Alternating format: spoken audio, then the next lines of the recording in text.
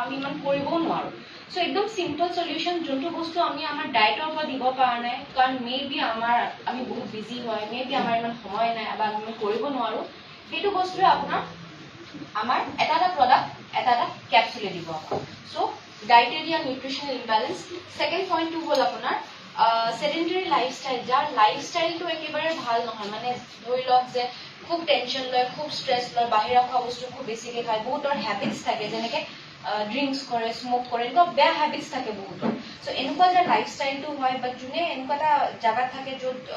আপোনাৰ পলিউশ্যনটো খুব বেছি আৰু আজিকালি চব জাগাতে পলিউশ্যনটো বাঢ়ি গৈ আছে একো বস্তুৱে ভাল নহয় আজিকালি মাটি পানী বতাহ চবতে পলিউশ্যন আছে টক্সিনছ আছে বেয়া কেমিকেলছ আছে সো এইবোৰৰ পৰা আমাৰ শৰীৰটোক চাফা কৰিবৰ কাৰণে আমাক নিউট্ৰাচিউটিকেলছ লাগে আৰু for gut health and food sensitivities মানে মানুহৰ বছৰে কি হৈ গৈ আছে জেনেৰেশ্যন ৱাইজ যদি আপোনালোকে চাই আজিৰ পৰা 40-50 বছৰ আগৰ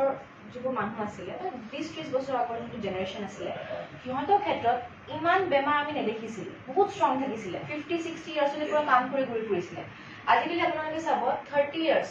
40 ইয়াৰ্ছ ক্ৰছ কৰাৰ লগে লগে গোটেইবোৰ বেমাৰ আৰম্ভ হৈছে আজিকালি 25 বছৰ 30 বছৰ ল'ৰা ছোৱালীবোৰো দেখিব ডায়েবেটিছ আছে কোলেষ্ট্ৰল বাঢ়িছে শকত হয় PCOD প্ৰব্লেম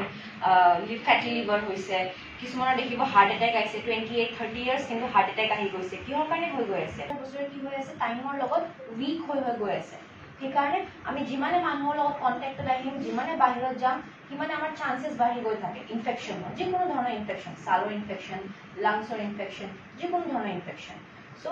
আৰু ইয়াৰ লগতে জেনেটিক্স এণ্ড হেৰিডিটি বহুত বেমাৰ ফেমিলি দেখিব যে মাক বাপেকৰ যদি আছে এটা সময়ত গৈ কিনে বাচ্চাবোৰৰ যে ডাঙৰ হ'ব সিহঁতৰো হ'ব আৰু চবতকৈ টপত আছে ডায়েবেটিছ হাই প্ৰেছাৰ কিডনি প্ৰব্লেম হাৰ্টৰ প্ৰব্লেম এনেকুৱা ধৰণৰ প্ৰব্লেমবোৰ যদি মাক বাপেক কাৰোবাৰ যদি এটাৰ আছে তেতিয়াহ'লে বাচ্চাটোৰো হোৱা চান্স আছে আৰু যদি মাক বাপেক দুইটাৰে আছে তেতিয়াহ'লে আৰু বেছি চান্স আছে সো এনেকুৱা ধৰণৰ বেমাৰবোৰ আমি জানো যে ফেমিলিত যদি আছে যদি কাৰোবাৰ ৰিলেটিভৰ কাৰোবাৰ যদি আছে তেতিয়াহ'লে ঘৰৰ বাকী পৰিয়ালৰ বাকী মেম্বাৰবোৰৰো হোৱা এটা চান্স আছে সেনেকুৱা মানুহক আপুনি আগৰ পৰাই কওক যে আগৰ পৰাই আপোনালোকে এটা আমাৰ প্ৰডাক্ট লৈ থাকক তেতিয়াহ'লে কি হ'ব আপোনাৰ বেমাৰটো নহ'ব